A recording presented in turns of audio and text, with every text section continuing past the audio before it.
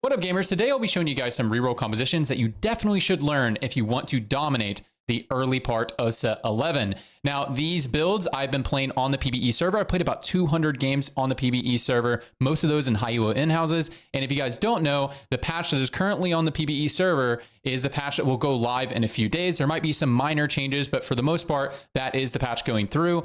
And these are some compositions that are performing really well for me, and I've seen perform really well in other high elo in-houses, as well as the in-houses that I have been playing in. So with that out of the way, let's get into this. And if you guys want to know more about 4-cost compositions, I made another video a few days ago. If you guys want to know about the 4-cost composition, which is more of compositions that you play whenever you have a big lead and you can go fast 8, that sort of thing. But if you can't go fast 8 and you want to reroll some 3-cost, 2-cost, that sort of thing, then this is a good video for you. I think rerolling is quite good right now if you are behind, or if you really don't know what to play, or you're in kind of like a neutral position. I think learning some of these compositions and having them as a default can be very good. And my favorite composition, my favorite default is Aphelios. This is my default composition when I go into a game. This is the one that I prefer. Now, there are a bunch of other compositions I'm willing to play, but if I don't know what to play, this is the one I play, especially if I'm behind, because I feel very comfortable playing this. So this is going to be an Aphelios carry comp. And notice I don't have any augments selected, and I will not talk too much about augments on most of these builds. That's because I don't feel super strongly about like a certain augment just like giga spiking a comp, because we don't have access to stats. But in general, I think combat augments are very strong. Yeah, just think combat augments are very strong. And then econ augments are a little bit more situational. If you have like a gold opener and like you want to scale up your gold, I think it's just a little bit more situational, the econ augments. In general, I just think combat augments are very strong. Okay, so this composition is something that you'll roll for either on level 6 or level 7, and then you'll play around the core of Aphelios, Kindred, Caitlyn, and Thresh. That is the primary core that you want to roll for and make sure that you hit if you're going to roll on stage 3. When you roll on stage 4, this is the core that you want to play on stage 4. Now, before I talk about the actual build, this is the default. And that's what I'll be showing you guys in this video. A lot of times I make comps videos and a lot of people don't understand. They're like, well, what about this? And what about in this situation? Okay, yeah. This is the default. If you don't have any emblems or you don't know what to play, this is the default. But there are different variations. This composition is very strong with an emblem. So if you have a sniper emblem, you totally don't have to play Caitlyn, and then you can actually fit in like 5 Fated really easily, and 5 Fated can be quite strong. If you have a Fated emblem, then you're going to play 5 Fated on level 7. You're going to drop these 2 pieces of garbage and play a Fated unit. Normally that'll be Yasuo until you hit your Syndra. Yasuo can be quite a good frontliner if you have a 2-star Yasuo, and that can be quite good. Okay, so let's talk about the Fated bonus. Who do you want a Fate bonus? So the default is going to be Aphelios and Thresh. You use those together, and especially if you have 5 Fated and one of them is a frontliner, especially once you hit set, if you're playing 5 Fated or 7 Fated, which can be quite powerful, then you definitely want to have Aphelios and Thresh paired together, especially, again, if you're running a Yasuo. Like a Yasuo 2 with Thresh Fated bonus on 5 Fated can be absolutely disgusting. He can just tank 4k in a fight and no items. And you're just like, what? What just happened? So yeah. So I usually just pair Aphelios and Thresh if I don't know what to do. Now, if you are running vertical, if you get the full vertical going, or you have the 5 or the 7, and you actually have carry items on Syndra, or you just have a really tanky front line, then Aphelios Fated with Syndra can be quite strong because she gives you bonus damage. Now, additionally, if you end up rolling for a Kindred 3, which sometimes that happens, if there's no Kindred player and you end up getting AP items and you slam them on Kindred and you don't plan on playing Syndra, then sometimes I'll play a Kindred 3, in which case then I could pair Aphelios and Kindred. Kindred's is attack speed, which is good for Aphelios. But if I don't have any tank items or my front line isn't very tanky, I always pair Aphelios with Thresh. I just really like that combo. I think it's very good. Now, itemizations. Rageblade, Gunblade is BIS on this patch. Like, it's just so good on this patch. I feel like you have to have Rageblade to play this. And the cool thing about Aphelios is that Rageblade, Gunblade is very flexible, because another comp that you guys should be looking to play is Bard reroll. That's a comp we're going to talk about in a minute. This is best in slot for Bard as well. And you roll for them at the same time. This is like BIS on Ashe.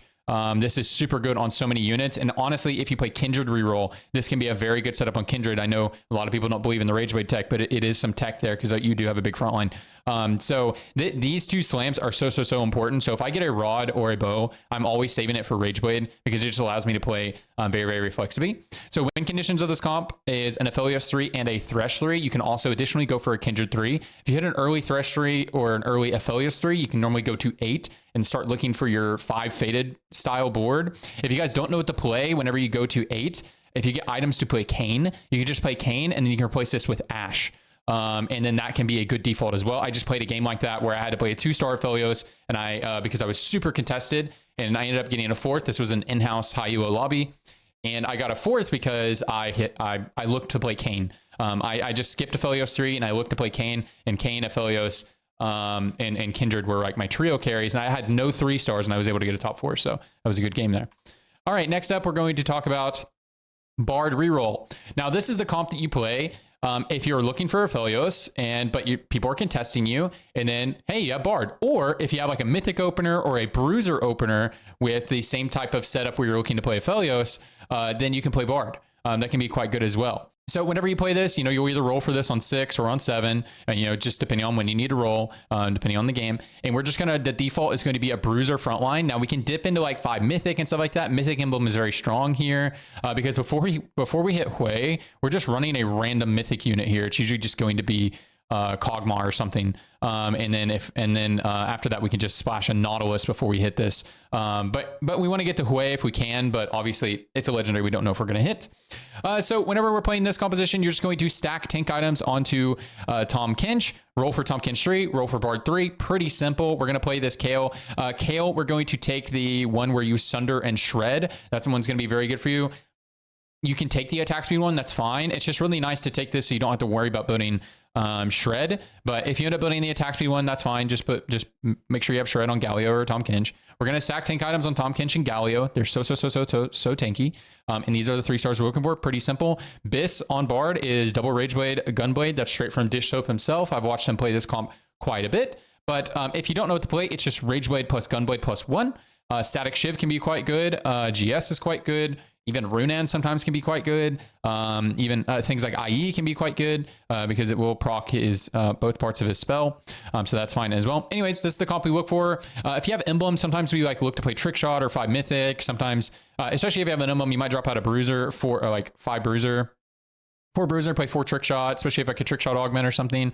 So keep that in mind. I did put 1 augment on here because Ascension is quite good in this. Every time I verse an Ascension Bard board, it is quite difficult for me to beat when I'm playing like the Aphelios player. I'm the Aphelios player most of the time.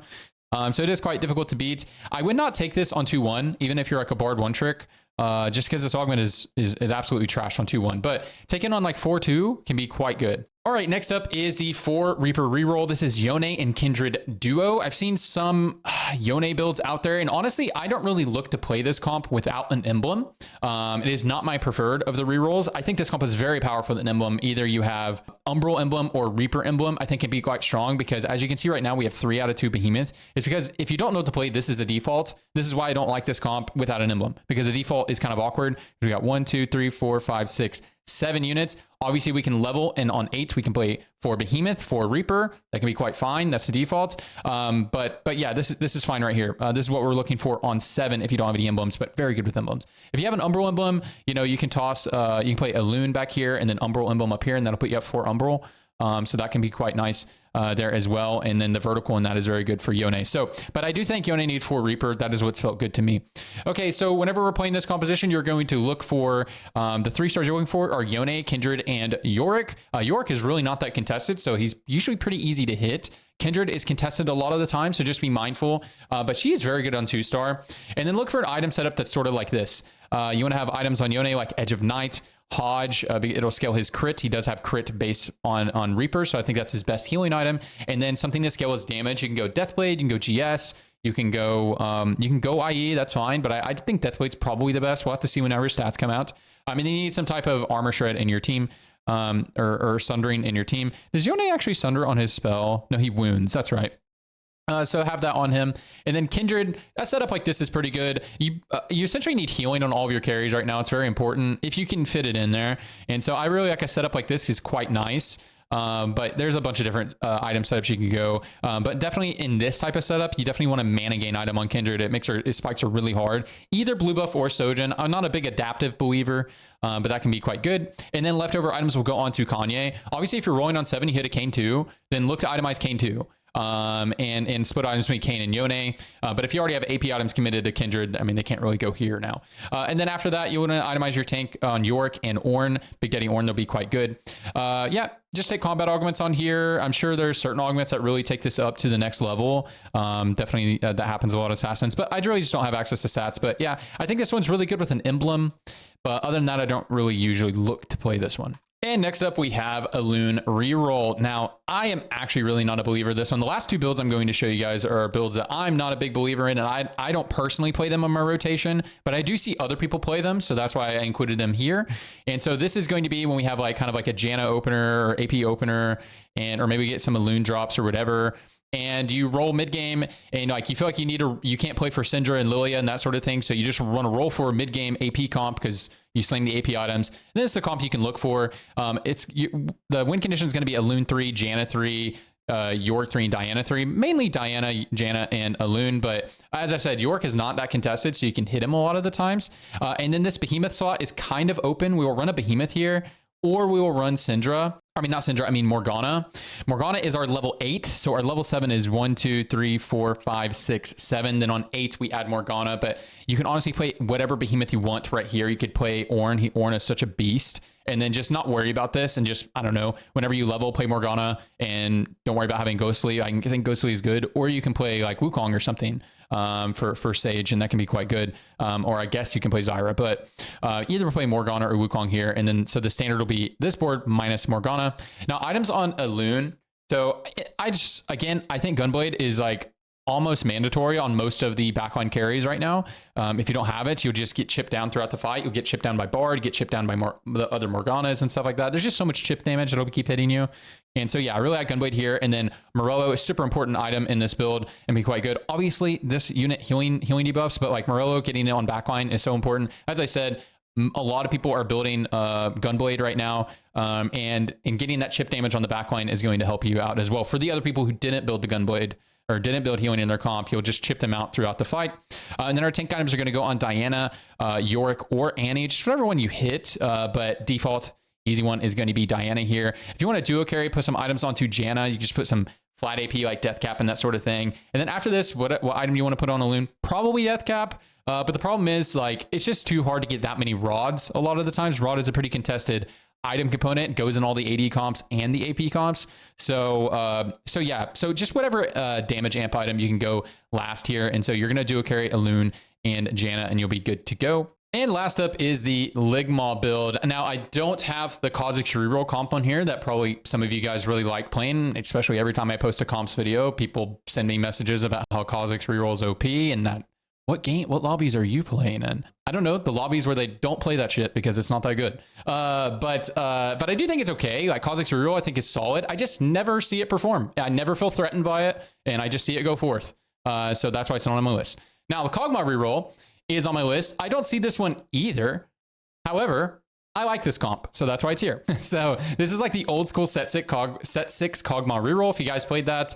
And we are going to build items like this onto KogMaw, blue buff, Gunblade, and a Rabadon's Death Cap. You can just go Sojin here. There's honestly not really a difference there. I'm sure one is slightly better, but I do prefer blue buff, but Sojin is fine here as well. Again, we do need the Gunblade, and I think Death Cap is probably his best, but you can put whatever damage amp item you need to go here, like GS, Guardbreaker, Death Cap. I think Death Cap's probably the best though. Cool, and then tank items are going to go on Cho'Gath preferably, but if you don't hit Cho'Gath 3, that's fine. They can just go on Nico or Malphite, can be acceptable. But we really want them to go on Cho'Gath because we are going to be playing Mythic. So whenever we're rerolling, if we're rerolling for 1, 2, 3, 4, 5. We're rolling on 5 for these 5 units, and then we just add these 2. We just add Jam and Behemoths as we go. Most important is going to be KogMaw and some 3-star tanks. Caitlyn is great at 3-star, but not necessary, and not necessary to put items on her. If you want to itemize her, it just looks like this. There you go, boom, boom, boom. We are full build. But if not, you want to prioritize KogMaw and tank items are going to be the most important thing. Stalling type of augments, anything that gives you more tankiness is going to be good in this composition. You'll be good to go. I just don't really ever look to play this comp, but if you want to play this, especially if you have like some type of one cost reroll type thing like Prismatic Ticket or something like that, you can look to play this because you can play a whole lot of 3 stars. And that can be quite nice for you. Anyways, guys, that's pretty much it for the compositions. I know I talk more about some of them and less about some of them. It's just like, you know, this comp I've probably played like 40 games of. That's why I had so much to say about it. And then some of these comps I haven't played a whole lot of games of. I'll be honest, like the first 3 comps I've played decent amount of, and I've watched a lot of Bard gameplay. But these last 2, like I just don't ever look to play these, but I do see them perform well sometimes. And yeah, so that's why it's on my list here. Anyways, hope you guys learned, and catch me live on twitch.tv/TrajanTC. Good luck climbing early set, guys. Appreciate you. And I'll see you on the next one.